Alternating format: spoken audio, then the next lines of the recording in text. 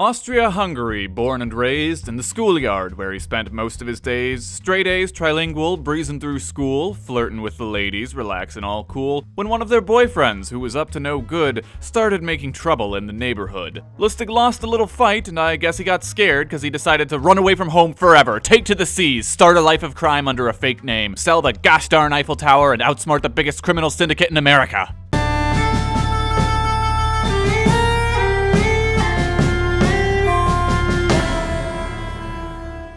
And so began the illustrious journey of Victor Lustig, as he took up a career seafaring. Not as a mariner, mind you, oh no, as a con man. He spent his early 20s sitting around on ocean liners, sipping cocktails, cruising back and forth across the Atlantic, looking for his next mark. Ah! Oh dear, I am terribly sorry about that. Are you all right? Please, let me take you and your husband here to dinner tonight. Say, you're that Broadway producer, aren't you? I read about you in the paper. Why, yes, as a matter of fact, we took off here to celebrate finishing our... The first commandment of the con man. It's not the fast-talking, yarn-spinning charlatan in a pinchbeck suit people want to talk to. It's the man who listens, and lets his importance be quietly obvious. Why, it's a pleasure, sir. Please, take my card. He made bank off that arrangement, selling the rights to phony Broadway shows and what have you, and he might have kept on doing it all his life, if it weren't for the First World War placing something of a damper on transatlantic passenger ships. So, he figured, Americans were gullible enough to keep him afloat for a few years. This story is actually taken out of order, but it's in America, and I want to build to the good stuff. Meet the box. Just a box, about the size of a trunk. But according to Lustig, it was a money printing machine. Literally, you put a $100 bill inside, 6 hours later, you've got another one. Bring it to anyone you like, they will never detect it's a fraud. Well, one day, a Texas sheriff caught wind of this, and came up to Lustig with less than noble intentions for a device that could make 6 figures of flawless counterfeit per year, and Lustig sells it to him. Of course, in reality, Victor stuffed it full of bills ahead of time, waited 6 hours, and slipped one out from the secret compartment. So the sheriff dropped a few grand, made a couple $100 in the first 2 days, and then Lustig was halfway across the country. But oh, he had crossed the wrong man. The sheriff chased him all the way from Texas to Chicago. You suffering dung muffin! Can I help you? I know your game. You sold me a faulty counterfeit machine. You sold me a faulty counterfeit machine. Oh, I'm sorry, sir. You must be operating it wrong. Here, I have another with me. Let me prove it to you. What you want to do is twist this handle. 6 hours later. You see? A perfectly legitimate counterfeit machine. Here's some cash for your troubles. Well, thank you. And then in 1925, he gets the idea for his crowning achievement. She's definitely seen better days. A lot of people saying she's an eyesore. Says here they might just tear her up and sell her for scrap. Which leads one to wonder, who would be buying?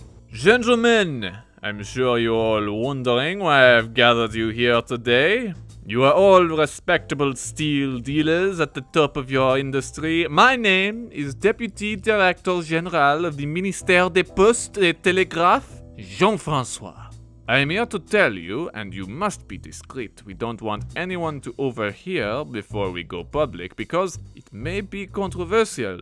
We are selling the Eiffel Tower to one of you. Well, Lustig got his bids, and the Eiffel Tower was as good as sold, but he found a way to squeeze out every last penny. It was never about finding the highest bidder, but the best mark.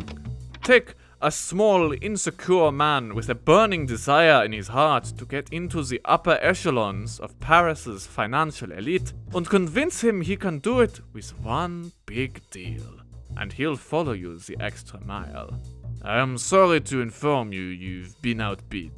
I'll pay 50,000 francs. A good start, but I'm afraid you're out of your league. 70,000. Let me spare you the trouble. It's too bad, but hey, if you can shell out 70,000 francs, things can't be too bad. Not like me. I'm just a poor, severely underpaid government employee. 70,000 francs would get me by for a long time. Wink.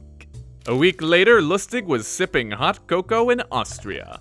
Of course, I might have made more than 70,000 francs with another man, but consider this. A man who wants more than anything else not to feel inferior to his competitors discovers he was foolish enough to throw away a small fortune bribing a con man. Does he go to the police? Or does he give me peace and quiet? Meanwhile, according to the paper, the Eiffel Tower still hasn't been sold. Gentlemen, I'm sure you're all wondering why I've gathered you here today. No joke, he sold the Eiffel Tower twice in the same year. Or almost twice, because one of these dealers was a little smarter and then, Scheiße, die Bullen! Okay, so, you know how I mentioned he went to Chicago?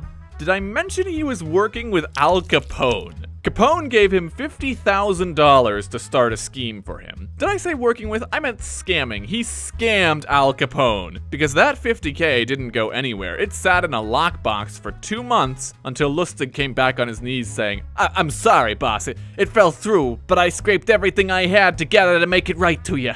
Please forgive me. And Al Capone feels so bad seeing what this honest man went through just trying to make an honest living as a criminal. So he gives him $5,000 to get by. And he never saw Victor Lustig again. So if not Capone, what was it that brought everything tumbling down? It was a woman Victor cheated on. She placed one phone call to the feds and busted the biggest counterfeit scheme in New York. Lustig pinned everything on his accomplices. But, there's just one more thing. You still haven't placed this key. That goes to a safe in my house.